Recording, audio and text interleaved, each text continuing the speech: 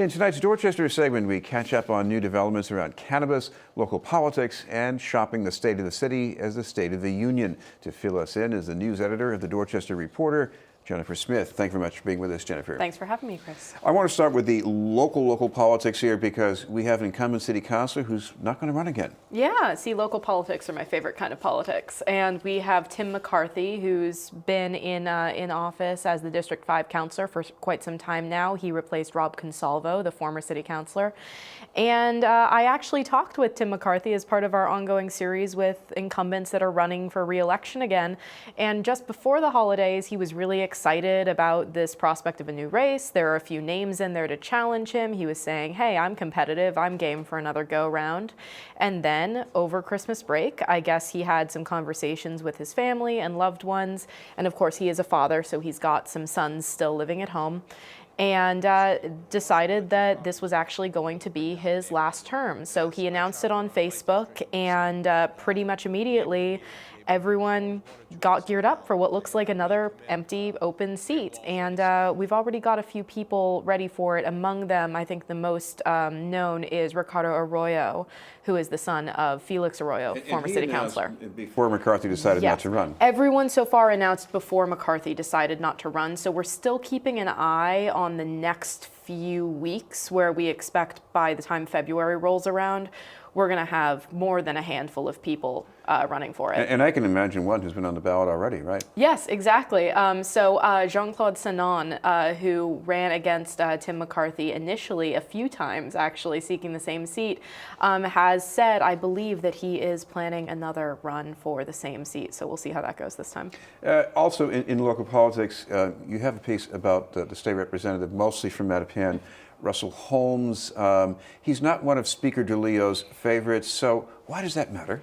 Yeah, so I think the reason that it matters right now is because he points out he's no longer this kind of island of one. The dynamics of the House, generally speaking, have been a little bit different than those of the Senate, where a lot of power is concentrated in, say, chair people and committee heads, so it's a little bit more loosely distributed in the Senate. The House, however, is kind of widely acknowledged as a top-down sort of legislative body, where Speaker Robert DeLeo is kind of the final word and often the first word on most issues. So Russell Holmes, who's the representative from the 6th District in Mattapan, and also has some of the little neighboring areas as well. He's really kind of been balking against that style of leadership for quite some time now, saying, for instance, that those who represent delegations who are reliable Democratic votes and stand to be most impacted by some areas should also be in positions to influence policy in a concrete way.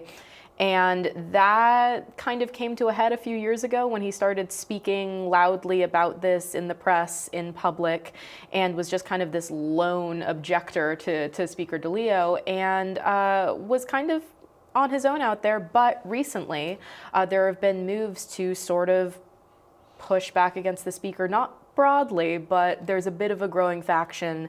A move that was defeated actually recently was an effort to have the vote for speaker take place through secret ballot. So if you voted against the speaker, for instance, you wouldn't be facing any possibilities of backlash. So we're just kind of watching to see if the new handful of representatives that Holmes feels are more closely aligned with him might end up being part of a push to actually see a proper challenge to DeLeo.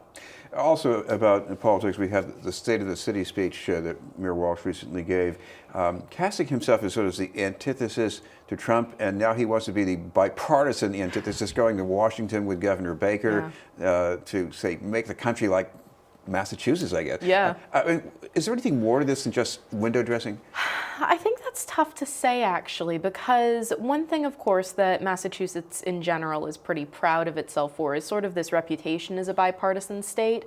You know, we have a very Democratic legislature, but, you know, have a history in the last 3 decades or so of pretty regularly electing Republican governors. So it's not just Mayor Walsh. Governor Baker has been out there in recent weeks saying, this shutdown, because of course the government is still shut down, this shutdown should be an easy fix. It's not that hard to reach across the aisle. It's not that hard to come to a compromise. So I'm mostly interested in seeing, as you noted, whether or not there's actually anything substantive there, because it's pretty easy for a moderate Republican governor and a progressive mayor of Boston to sort of find middle ground in Massachusetts, which of course polling shows really does not like the president. And quite another thing to suggest that the kind of combative polarization that we're seeing in Washington could be easily fixed by just, having a chat with someone across the aisle. But we'll see.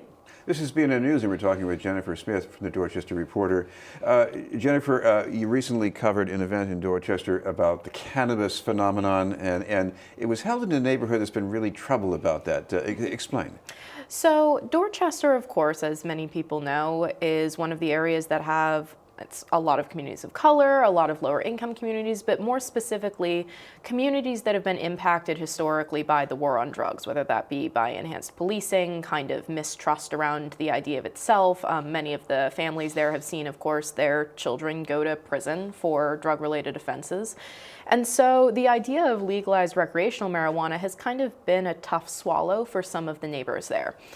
What happened this last week was a group of civic association leaders, so Dorchester, as you know, has dozens and dozens of civic associations. So civic association leaders, some community health group leaders, and then also some Main Streets organizations leaders gathered together to basically quiz the chair of the Cannabis Control Commission and also the head of the city's Department of Emerging Industries about how exactly this is going to be rolled out in a policy perspective in their neighborhoods, asking things like, why is there a difference between the language around how close a medical marijuana place can be from a school or a place where children congregate as opposed to recreational? It's interesting to see all the play that was given when Boston College was brought into the conversation, right? People say, how could you have this near BC Yes. and the former police commissioner? Then in Dorchester, you've got high school kids, you've got a youth program in your Fields Corner. I mean, is that any more, trivial or something? Well, this is what's so interesting, actually, about the way that we're talking about how close it can be to anything. So, for instance, it's 500 feet from a K-12 like brick and mortar school now in the recreational legislation. But as you noted, Fields Corner, that's kind of been an issue for them because there was initially a proposal that was within 500 feet of the Boston Arts Academy's temporary home right now. So they moved it a few blocks south of that, but then that put it right across the street from the All Dorchester Sports and Leadership Clubhouse and Town Field. So that was one of the big notes of contention in this meeting. Contention might not be exactly the fairest word. They were basically asking for explanations, saying, I know that you can't just say broadly a place where children congregate or someone's going to try and make a case for bus stops. So that would pretty much cancel out anywhere in the city, but there should maybe be a slightly broader definition than just a place with specific school programming. We have another polar vortex on the way. I'm worried about the Mattapan-Ashmont trolley again. And I guess there's this report out saying that fixing this up, it's really going to cost something. Yeah, so we've been waiting for quite a while now on a study on the Mattapan trolley that's kind of been plugging along for the past year or so that we were supposed to see this past fall but got postponed a bit. And as we know, the Mattapan trolley, which connects Ashmont down to Mattapan and Milton, it has some trouble whenever there's snow. It's something like when there's more than 3 or 4 inches on it, the cars start having trouble. So kind of looking ahead at the longevity of the line itself, this study was commissioned and it got postponed. We're expecting to see it a little bit later in the next few months or so, but Commonwealth Magazine did put in a public records request and did actually get a redacted copy of the study so far. And it's looking pretty bleak as far as the actual, I guess, integrity of the cars themselves. The idea that there might be a lot more money needed to actually keep the train up to its normal standard over the long run.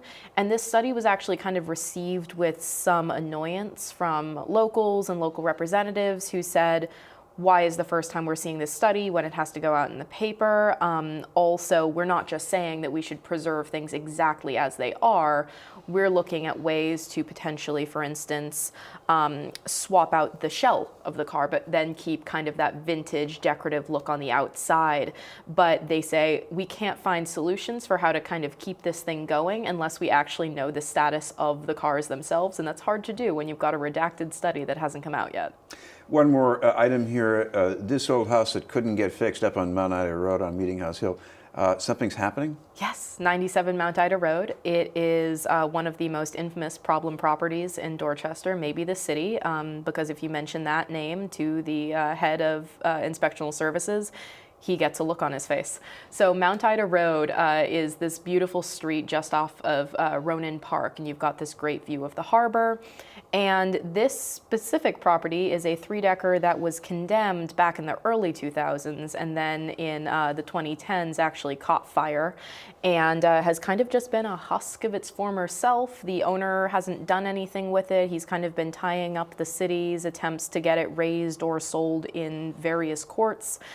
There was just cat food everywhere that ended up attracting rats. Neighbors are saying, you know, this lowers property values and it's an eyesore and it's also probably unsafe. Firefighters won't even go into the building if something happens.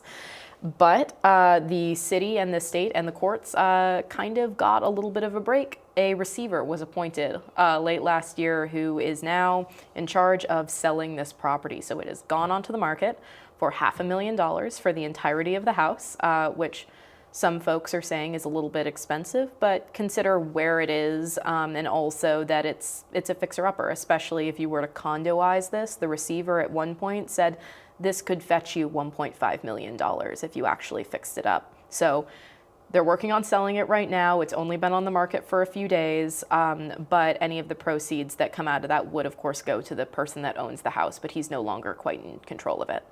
Thank you very much. No problem. Jennifer Smith from the Dorchester Reporter. Thanks for having me.